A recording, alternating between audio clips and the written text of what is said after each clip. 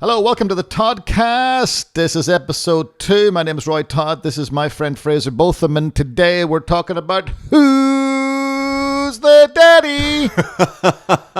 I just had to say that. It's worth listening to this for the title alone, isn't it? Who's the Daddy? Where does that actually come from, by the way? I don't know, but I know the graphics team, the visuals team, none of them believed that this was the title when I told them. I had to send screenshots of you saying Why, is it like a bad title or something? Yeah. No, I thought they thought I was joking, but the TODDcast, innit? So you think, well, what's this about? Well, it's about who's the daddy. So what? You know, where are they going to go with this? Well, let me just reassure you, this is not a long conversation. Right? The whole podcast is not, or the TODDcast, I should call it. It's not all about like how fatherhood has changed us, etc., because that would be a boring. Ask me how fatherhood has changed me. How has fatherhood changed you? It hasn't. It hasn't changed me at all. Not in the slightest. I was always a nice guy. I'm not disputing that. I've been a father figure since I emerged from my mother's womb. Ooh. So, no. How has fatherhood changed you? Again, nothing. I was nice before. Okay. How has fatherhood changed you? You're a big softie I'm softer now. I'm even softer. I was soft before, but now I'm really soft. I tell you how fatherhood's changed me, right? I'm bottom of the pecking order, basically. I'm not there yet, though, because Sophia's, 3? She's 3, yeah. 3 now. Yeah. So I'm bottom of the pecking order, and also because I'm just bossed around in the house. So. Is that what a prediction of my future as well? Is that? Well, it won't take long to get there, basically. So you just have to accept it, learn your new role as a father. But my little girl, no, I got to tell you, here's the thing that surprised me. First of all, I became a dad a little older, a little further on in life. I think I'm a better dad now than what I would have been in my 20s. I don't think I would have been such a good dad in my 20s. And why is that? Well, because I was too driven probably in my 20s. Okay. And that, with my kind of personality, that probably would have been more challenging. Whereas now, I suppose there is a mellowing as you get older, a little bit older in life. And I'm a very mellow, calm individual now, most of the time. But I tell you what has surprised me. I got a little girl, right? Can't get angry at her. I cannot get angry at her. She comes into my room. Like the other day, I was on the laptop doing very important work for the kingdom, typing powerful notes for a sermon that I'm working on. Boom! She comes in. It's all like letters all over the thing. Deletes half of it. And what's my reaction? I can't get mad anymore. To be fair, I understand that. So you wake up in the middle of the night and you'll be like, oh, and then you see a little face and it's like, oh, it's okay. No. I'm a big softie. Yeah. But just to reassure you, this is not going to be like one of those self-indulgent TODDcasts today. Who's the daddy? It's not one of those TODDcasts. It's not even about how to be a better dad. That's just something you work out as you go along in life. I suppose we could do something on that. But really, the point of today's TODDcast is thinking about the kinds of relationships that you want to develop in your life. So that's gone from like lighthearted to suddenly boom already. That's the TODDcast. Gritty. That's the TODDcast. Gritty. It's like 0 to 100 miles an hour in the space of like a second. So it's about the kinds of friendships, relationships you want to develop in your life. And I've been thinking about this verse, 1 Corinthians 4:5. This is where this 4:15, sorry. And this is where this TODDcast comes from today. I've been thinking so much about this, especially in light of the past 18 months, especially in light of the fact that a lot of stuff is happening a lot more online. So you got a lot more access to a lot more online stuff in church, and then you can attend any church service anywhere in the world you want to go to these days. Just you click on and you're there. And yet, 1 Corinthians 4:15, here's such an interesting verse, and this is where I want to just rest some thoughts today and chat through this. What does it mean? Many instructors. You've got many instructors, Paul says. And you got few fathers. Few fathers. Wow. Many instructors. but you've got very few fathers. So when we talk about who's the daddy today, and I'm going to stop saying that now, No, because every you time have I to say keep saying that, it. people are cringing. People are thinking he's actually saying that, But this is not about how to be a better earthly father. This is about trying to understand something of the father heart of God. That's what this is really getting at today. And how is his fatherhood being reflected in the voices that are speaking into your life? That's why Paul said, 1 Corinthians 4:15, you got lots of people who can speak into your life. Sure, lots of instructors, but Few fathers. very few fathers. What strikes you about that verse? I think the difference between an instructor and a father loves you for who you are and wants the genuine best for you, whereas an instructor, I feel, can almost be maybe a little bit like, that whole mentor, instructor, like influencer kind of thing on social media. Like people know the right thing to say. Yeah, I'm not a fan of the word mentor. Anyway. Yeah, no, we need fathers, exactly. big brothers, that exactly. kind of, yeah. Don't think it's ever a really good idea to compare the fatherhood of God to the fatherhood of man. Because there's not really a comparison to be made, is there? I'm flawed. We're totally flawed, and we mess up. Whereas the whole point of the fatherhood of God is that's the perfect manifestation. That is the manifestation of manifestations. Yeah. Of fatherhood. Yes. That is the gold standard. In fact, even to describe it as gold standard is almost an insult to the fatherhood of God. That's who he is. That's his heart. So I find it unhelpful to compare earthly fatherhood to the fatherhood of God. I mean, Jesus, Matthew 7:11, he says, if you, I think it's the Sermon on the Mount, if you know how to give good gifts to your children, how much more will the Father bless? And that's not even really a proper comparison with fatherhood. In fact, he's not just talking to men there; he's talking to men and women. So he's talking about parenthood. Yes. Yeah. So what Jesus is effectively saying in Matthew 7:11 is, if you're pretty rubbish at this, because of fallenness and sin and flaws, and you lose your temper and you get it wrong, you make wrong calls. That's just par for the course. Parenthood is just one big learning curve, isn't it? Sure. You learn as you go along, and just as you've perfected it, they clear off. You go to university. It's funny because when you're never want to see you ever again. It's funny though, because when you're a child, you think your parents know exactly what they're doing, and it's only when you become a parent you realise they didn't have a clue either. You can have all this idealistic stuff going on. That's right. And much of the time that idealistic stuff just messes up your kids. Yeah, that's right. So we're learning all the time. So he says, if you being evil, and again, that's pretty deliberate terminology there. If you being evil, that's deliberate.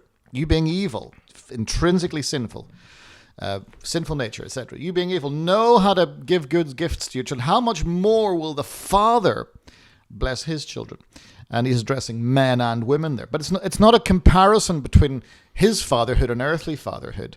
I don't think that's the comparison that's being made. The fatherhood of God is more than a comparison with earthly fatherhood.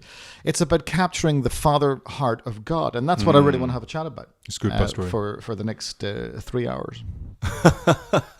We've got that amount of time on Actually, I promise you it won't be 3 hours. It will be just a few minutes.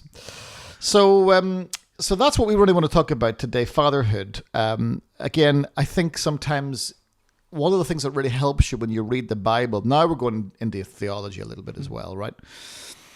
Paul says in 1 Corinthians 4:15, you've got many instructors and very few fathers. So how do you read a verse like that?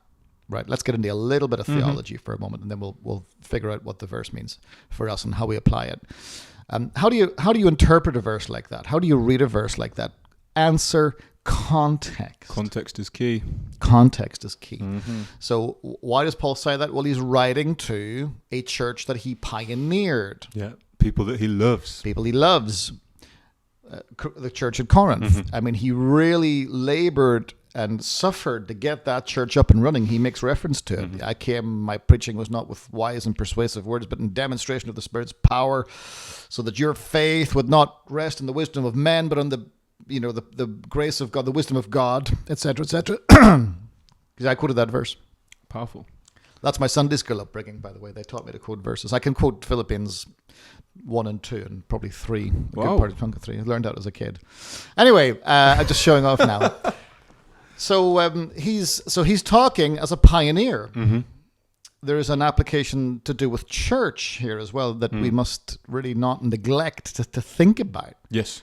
Many instructors, few followers. I pioneered this thing. I labored. I loved on you. I taught you. Mm-hmm. I poured my life into you. Not for egotistical purposes. I got nothing out of this. I did it because I love you and I wanted to see you succeed.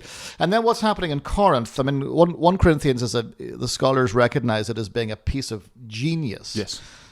Paul is just having none of it. Any pastor who, I think part of the deal of being a pastor is that you're a shepherd of the flock, and when you're a shepherd of the flock, it means you got to watch out for the wolves. Mm-hmm. That's right. Wolves in sheep's clothing.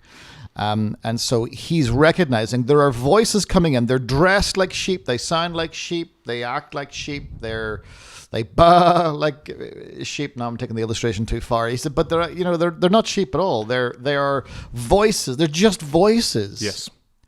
You said and they're splitting people up. They're dividing people. The congregation. So you got the Apollos faction, and you got the Paul faction, and then the really spiritual ones had the Jesus faction. Like they are like oh no guys, we've got the truth here.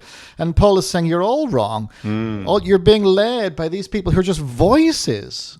I think there's an important note there as well. Like wolves in sheep's clothing. They won't announce themselves. People who are heretic, who come to divide and stuff, they won't announce themselves. They don't come in going, I am a bad person. No. They come in pretending to be Did you like what I did there? I enjoyed it. We need like a sound effect board, don't we? Just with like different things. Who's the daddy? Who's the daddy? Nah. But yeah, they won't announce themselves. I think that's sometimes where we get it a little bit wrong, and we're like, oh no, we need to have grace and these things. No, people won't announce themselves as divisive and things, and that's where I guess discernment and things come in, isn't it? Sure. So, sorry, that was a bit of a side Not at all. No, that's totally in line with the point, because so Paul, like in 1 Corinthians, I mean, he's gone through chapter by chapter. He's dealing with everything. Christians taking each other to court.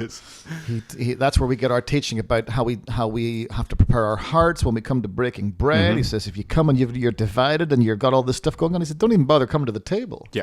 In fact, he says for this reason some of you are asleep. If you look into the language, asleep means dead. That's not tired, yeah. So he says you got a bunch of people who are speaking, but their voices are just spoken, but it's out of self-interest. Mm-hmm. They're trying to promote their own ministries. They're trying to do their own thing. They're trying to do it in their own way.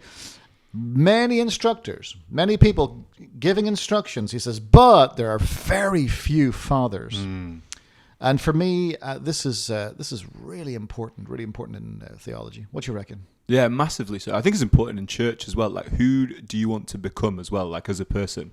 Because there's been so many people, like you said, driven by ego, pride. Like, actually, no, I'm not trying to build Fraser Botham ministry. I'm trying to be a part of the church. Jesus didn't come to build, Fraser Botham's ministry. No. Ministry, he came to build his church, and what an honor it is to be a part of it. It is. It's living. We talk about this. It's about living for a cause that's bigger than ourselves. And that's the goal. That is the goal, is to ultimately lean into the Father heart of God and to recognize, again, Jesus said, my sheep hear my voice. My sheep hear my voice. It's interesting, where I live, there's like a sheep farm just across the road. And it is interesting, when mommy sheep bleats, the little lambs know. I mean, they could be at the other side of the field, but they know that voice. They recognize that voice. And I think that that's the way that the best gift that we as the people of God can give ourselves is to recognize the voice of the Father. Yes. To recognize the difference between the voice of an instructor. Oh, it's good. And the voice of the Father. The voice of an instructor. Good. What's the voice of an instructor sound like? Oh, it can sound charming. Yeah, it sounds good. And looks good. I'm going to tell you the ultimate danger of the voice of an instructor. And this is a big one. This is huge. Good. Tells you what it thinks you want to hear. Okay. Tells you what it thinks you want to hear. It doesn't tell you, it's not just telling you what you want to hear, but it tells you. So it tries to work out, what do you want to hear? So what can I say that feeds that and then gains some kind of entrance into your life? It's manipulative, isn't it? It is pretty manipulative stuff. The voice of an instructor. Now, you don't want to take that too far, because if you take it too far, then you'll be like questioning every voice that ever Cynical speaks. of everyone, yeah. So are there things that you can learn from an instructor? Sure. Are there things you can learn from anybody and everybody in this life? Of course you can. But it's about protecting your heart. I think so. Hence the title of this little podcast, Who's the Daddy? In other words, how is the Father heart of God being reflected in the voices that you're allowing to speak into your life? How is that being reflected? What things have you got going on? How do you measure that? How do you know when it's just an instructor's voice and when it's the voice of the Father heart of God being spoken through a human voice into your life? And I think that when instructors speak, the danger is it can just be telling you what it thinks you want to hear. That's why, I'm a little nervous with a lot of podcasts. Now, I'm not saying don't listen to podcasts, but I'm a little nervous because when somebody's just saying stuff that they know this is what the people want to hear, thinking, yeah, but what is God the Father actually trying to say? I mean, when Paul writes 1 Corinthians, he is not telling them what he thinks they want to hear. Absolutely. He's challenging in a loving way, in a caring way, but he's challenging because he wants the best for his people. I think that's where you get the difference. Father, I guess a good father disciplines. My dad disciplined us growing up. I'm not talking like beating and stuff, but disciplined us, and that ultimately made us better. And I'm not saying like this, a father's voice is harsh, but I think it's loving and caring, but also challenging to get the best out of you. That isn't just tickling your ears and saying, "Oh, Fraser, you're amazing," but Fraser, you're good, but here's how to get great. Yeah, do you know what I mean? And that's exactly. kind of what you do, just wonderfully. You get around people with. That's that enough now, stuff. Fraser. So I just demonstrated the Father heart. Oh yeah, sorry. You see, got it. Yeah, continue. That's what you do wonderfully. You put your arm around people, you love, you care, but you also help them get to that next level rather than just. I think that's what instructors.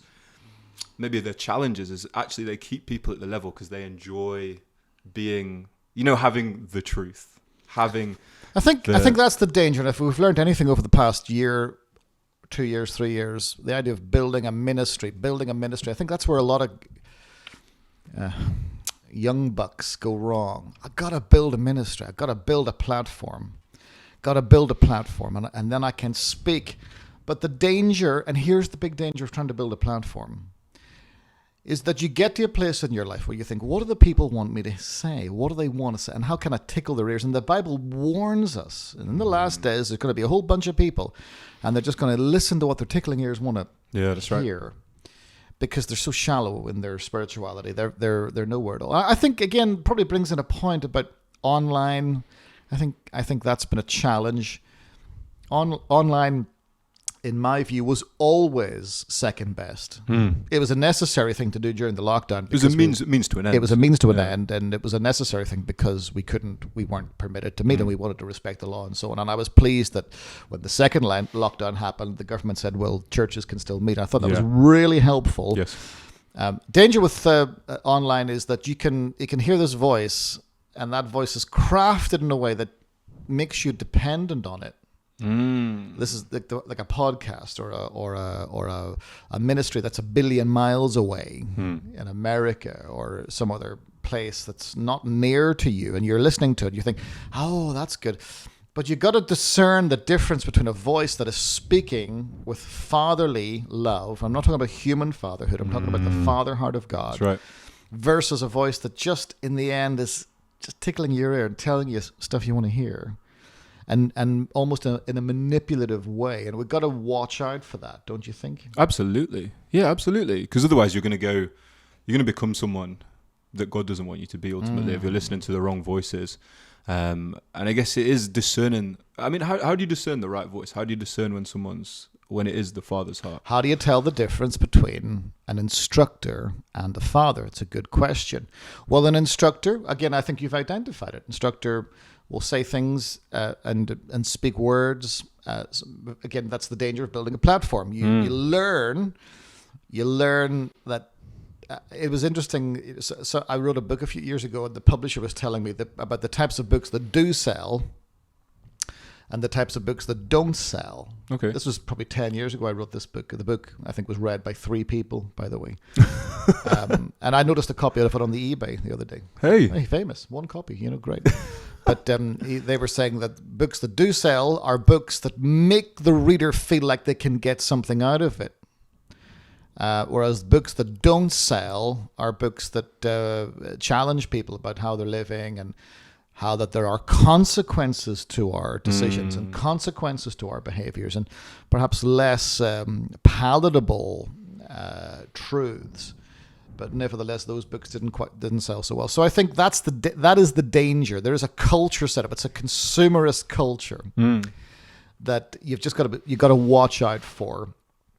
For me, then this comes right back to local church. Amen. And you got to have a strong connection to local church, and local church means showing up, being in the room. That's right. I don't care what anybody says. This is my view. This is the Father Heart of Todd. Yeah. The TODDcast, Father Heart speaking now. It's not the same online, is it? Not the same. There's not even, in one sense, there's not even a comparison between a screen and a person. Yeah, that's right. That's right. Screen's dead. Mm-hmm. Screen's disconnected. Screen is, you're so near and yet you're so far. Whereas in the room, you get up close, personal. You look me in the eyeballs. Again, it's like Zoom, and I totally get Zooms.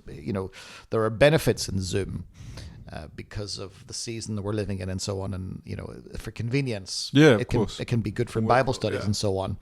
But for me, I sometimes find Zoom challenging because, and I was reading about this, because when you're looking on that screen, you're trying to read body language, and you can't discern what's going on. It's very difficult, and part of the body's not even hidden away as well. So I find those Zoom calls really tiring. Tiring, yeah.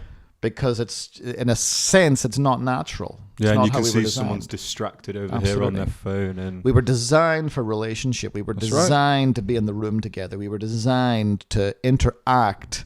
And very often it's in the interactions, not just listening to a person's words, but here's a big Go one. for it. And discerning the flippin' life that this person's living. Yes. What's the point of listening to some preacher who's speaking all these instructive words, but they're having affairs? Mm-hmm. Yeah, I mean, that's a TODDcast in itself, isn't Who's the daddy? They're messing around. Yeah. They're getting drunk. Mm-hmm.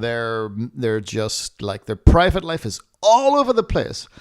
But then they've got these messages carved out. Again, that could sound cynical. I don't mean it to. I'm just trying to speak some truth and some reality that, you don't know that. You can't really tell that unless you're in the room, and you can just look. You look at the family. You look at who's around, and you can just tell a lot about a person. You can't really tell that online, can you? No, you can't. Not at all. Not at all. Not in some polished setup where someone's just on a platform for 20, 30 minutes making something sound good. So that's the question. That's what we're thinking about. Who's speaking into your life, and how does that reflect the Father heart of God? How do you know somebody's speaking in a way that reflects the Father heart of God? And I think there's a few things probably to have a think about in this conversation today. First, I think, how do you know when somebody's reflecting the Father heart of God? These are all character traits. It's character all the way. Not just fine words, but good character. By the way, there is a sense in which before you ever allow a voice to speak into your life, sure, you can take the principles of what they say and apply them and so on, but before you allow your heart to be opened and for a voice to be spoken into your life and for you to really, to dwell there, it's always good to have a look at the track record of the person who's speaking. It's very good. To try to figure out, well, what has this person actually done? Yeah. You've hopped around some churches, and now you want to speak into my life? Absolutely. You're telling me how to live a successful life, but where's your success? As an older guy now, I'm never impressed when people try to impress me. Okay. I have no time for it. So people come and they name droppers. Used to impress me when I was in my 20s. that don't impress me much. It's a song. Is it? It's an old song, and it's got a tune to it as well. But like people, I was with so and so the other day, and a friend of mine is this person. That. And here's what I always find myself thinking. I always think, hey, listen, if you know all these people, what the heck are you doing here? Why are you here with me? Why are you talking to me? If you're that good. I am not worthy of your company. I am not. When I first, again, people who always are very keen to let everybody know I'm a millionaire. I always conclude you're not a millionaire. You're not a millionaire because millionaires never. I know millionaires, and nobody knows they're millionaires. Yeah, because they dress scruffy. Yeah, and they have modest cars. Mm-hmm. That's right. And they're tight-fisted skinflints as well, and they don't want anybody to know that they're millionaires. So somebody who wants to like project, I am the epitome of success. You always think, but that's not number one. That's not Bible, because the Bible actually encourages you to be modest. Yeah, and to not project that stuff. Mm-hmm. So look at the track record. If you want to tell me how to build a great marriage, how's your marriage? Yeah. How's your marriage then? What are you doing about this? You want to build a, you can tell me how to do church. Well, what have you built? What have you pioneered? What have you done? How is this reflected in your life? These are I think these are reasonable questions, don't you think? These are great questions. I think another one I'd add to that is I don't want to hear so much about, as you say, with name dropping, the same with your successes. Oh, I've done this, I've done this, I've done this. Like, again, why are you talking to me then if you're this good? But also, like, what's gone wrong? Like, I want to hear some honesty. Do you know what I mean? Like, I want to hear some real life. I want to hear about the failures. In a way, the more I go on in life, like... rags to riches stories, first of all, very often they're just not a true reflection of the real story. But yeah, I don't want to hear about success. I want to hear about failure. Yeah, I want to hear about when you messed up. I want to hear about when you messed up and how you do that. That's real life. Because that's honest as well. It is. Yeah. I want to hear about what you got wrong. Mm-hmm.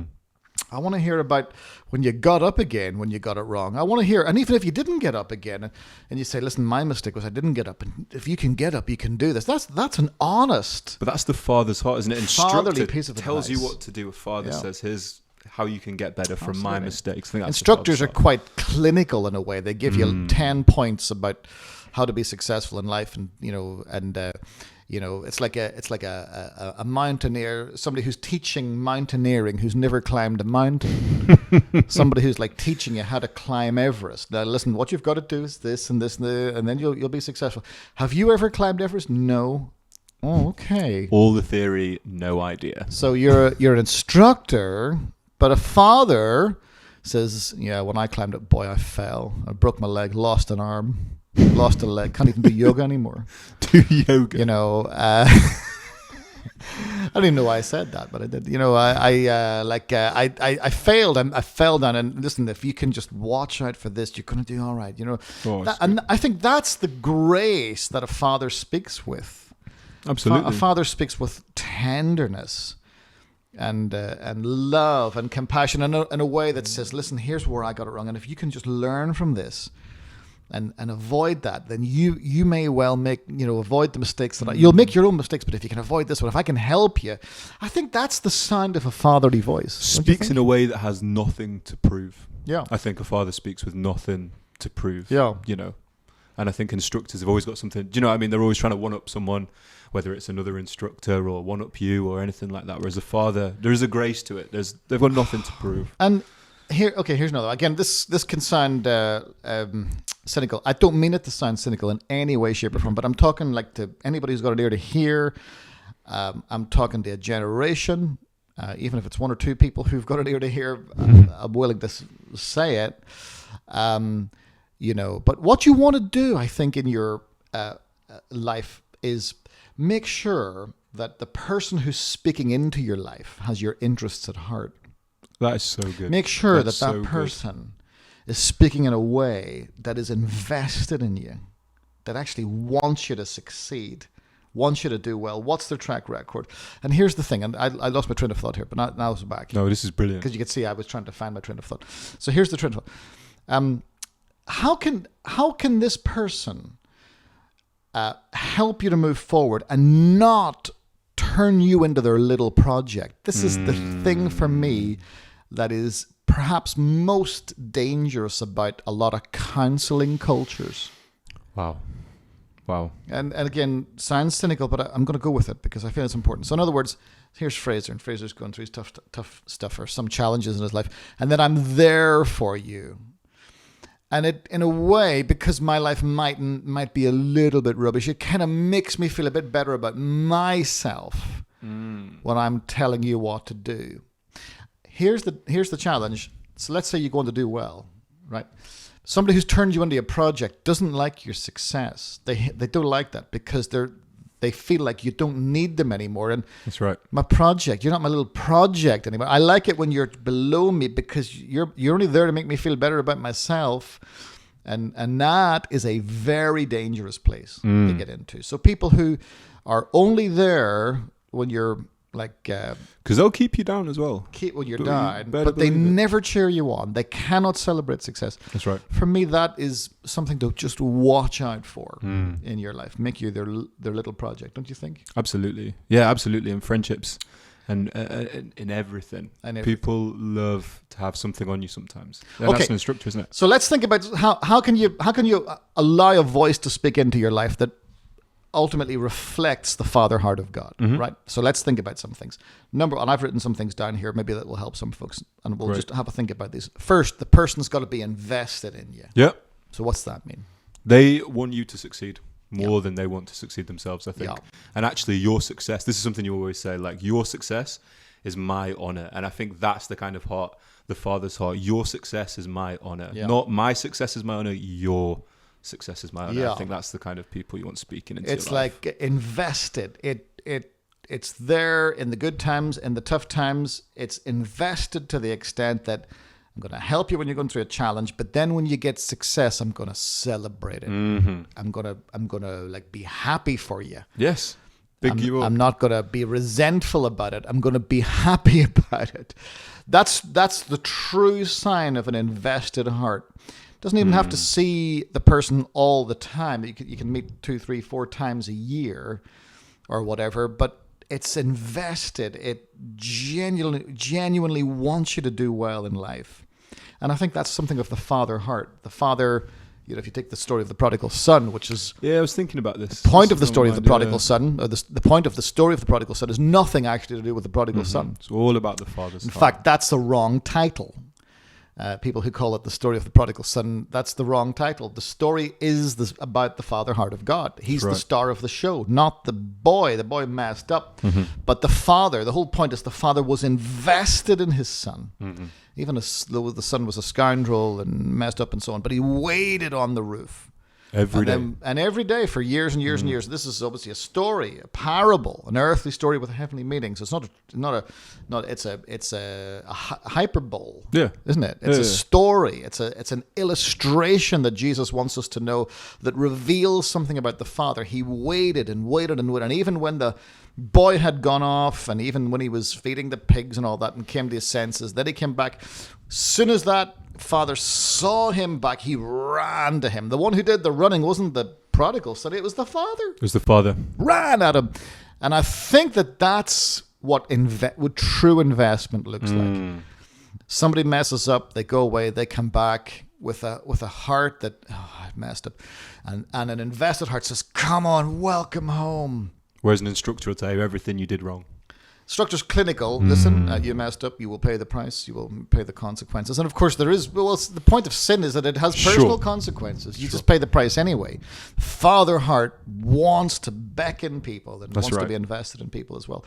I think the other thing is that how does a voice reflect the Father heart of God? It's interested in you. Yeah. It's interested. Asks you questions.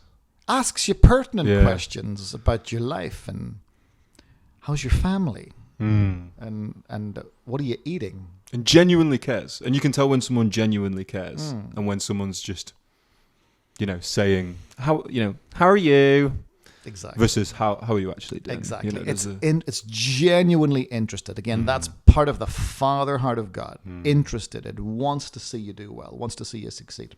It's connected to you. Again, I think this is speaking to the idea of being in the room with it. For me, relationships that last have got to happen in the room of course. or at the table. Yeah.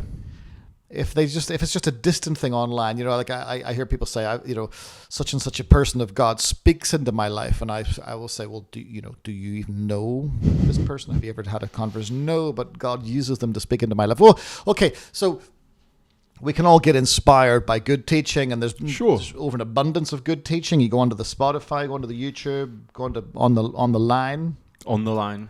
You can get great teaching Yeah. from all kinds of teachers all over the world. But again, lots of teachers, and I'm not questioning those teachers, but lots of words. But again, for me, the only way that it really works, the only way you can truly catch something of the Father's heart is if it happens in the room. Yes. Eyeball to eyeball. Mano and mano. Amen. What's that mean? Mano a mano. Man to man, I I think. don't even know. It's invoking a little bit of Latin? Spanish? Oh, Greek? who knows at this point, If you know the answer, write it in the comments. But there's got to be a connection, don't you think? Absolutely. I mean, Jesus ate with people. If you look at the ministry of Jesus, like it wasn't, of course there was teaching, but it was also, with his disciples and things. There was time spent. It wasn't, just clinical principles. Yeah. It was loving and caring and yeah. So He met with Zacchaeus, That's right. the little scoundrel. Yeah. He had dinner with him. Again, that tells you something about God. Yep. That he's willing to meet. He's willing to converse. There's a connection there. People connect with people That's right. before they connect with truth. That's the way it works. People connect with people. It's the way that God's designed it. We were designed for relationship. And again, that for me is what this TODDcast is about. Who's the daddy? Whose voice is reflecting the Father heart of God into your life? There's got to be a connection there as well. I think as well, how can you tell the voice of the Father in your life through a human being? It's a voice that cares. Yeah. It's a voice that cares. It cares about you. Compassionate, prays for you. I'm going to be praying for you. And genuinely prays for you as well. How many times do we tell people we'll pray for them? And Praying for you. I have to set reminders in my phone so I don't become that person. I felt really challenged about it. How many times you say, I'll be praying for you, and then never, you know what I mean? So, and then here's the big one. Here's the big one as well. And you kind of alluded to this a few moments ago. That a reflection of the Father heart of God, the Father's voice into your life. It's a voice that can get nothing out of you. You've got, in terms of what you've got to offer me, you've got nothing to offer me. You can give me nothing because I'm a contented guy and life is going well and et cetera, et cetera, et cetera. And even if life's not going well, I know who I am and I got a sense of who God has called me to be. So it's not a voice that's looking for stuff out of you. Again, I think that's how you can tell the difference between a voice of an instructor versus the voice of a father. Instructors want to charge you. yeah, I was just about to say that. They want to put a price on what they give you. I can give you my time if you will pay for it. Well, that's an instructor, and there are times when that's reasonable. But when it comes to the Father heart of God, this is nothing to do with price. He can get nothing out of you. He loves you. And for me, that's the sign of the Father's voice into your life. Because it's generous. It's the other way around, isn't it? Yeah. So I can't get anything out of you, but Yeah. I want to give you something. I want to care for you. I want to input into you. I want you Exactly. to be amazing. Your success is my honor. Exactly. I love that. Love your glasses, by the way. Thank you, Pastor Ray. Are these What? prescription glasses? These are Prescribed. prescription for looking good. I don't know. I thought you've got glasses and you have a sense of depth about you. I thought this would bring a sense of depth about me. If I take off my glasses, the depth all goes, you see. It's amazing. But I think it's even more shallow because they're not prescription. I don't know. They look good, though. I like them. Thank you, Pastor Ray. I like them. If you listen online, I look phenomenal. You look very cool. If you're listening on Spotify, I look phenomenal. If you're watching on YouTube, that's a bit of a lie. But listen, I hope... So we've gone in deep today. Yeah. We've talked about some stuff about, the Father heart of God. Many instructors few fathers. How can we summarize this? So when it comes to people speaking into your life, these are for me, these are critical things. And this is my pastor's heart that wants to say this stuff, that wants to talk about this stuff, even if it's not entirely popular. That always try and tell the difference between an instructor and a father. And remember that when it talks about being the father here, it's the father heart of God, loves his church, is committed to his church. Like Paul the apostle reflected the father's heart to the church at Corinth. Absolutely. He said, I pioneered this thing. I love you guys. He actually says at one point, you're my children. That's right. And then when I see these voices coming in and trying to distract you here, he's talking about division there. We're doing a teaching series, or we have been doing a teaching series on the power of unity and so on. And I think part of the key to that is listening to the Father's voice. So, absolutely. Wrapping it up, who's the daddy? Who's the daddy? We talked about some stuff today, didn't we? That was good, Pastor. Where else are you going to get this kind of content? Where else are you going to get this? The TODDcast. I just think it's really important that we talk about this stuff. It's important that we have honest conversations about this stuff because this really, really matters. Yeah. And for me, I want to talk about this. Nah, it's been really encouraging, Pastor. Have you enjoyed it? If you have, put a comment on there. And by the way, if you enjoy these TODDcasts, they're produced every week, every Wednesday. Every Wednesday. 12 noon. 12 noon. UK time. And you can be sure to subscribe. What's that thing? Like and subscribe to the YouTube channel. Subscribe, comment. I don't know. I've always wanted to say that. Be a YouTuber. Like, subscribe, comment, and share. Ring the bell. Share. Come on, you know some people who could do with listening to this. So share it with some people. If you're on Spotify, make sure you follow us, or on Apple. Maybe I've never seen Apple before. What do they do on Apple? Follow us, eat like us, eating. Wow. But make sure that you join what we're doing, and we're going to be producing these every week, and we're going to talk about some real life stuff. And for me, this is like really, really important. It's gritty, but real. It's helpful. It's helpful. So there you go, TODDcast episode number 2. I hope you've enjoyed it. I hope it's helped you. I've enjoyed chatting today, and have a wonderful week. See you next time.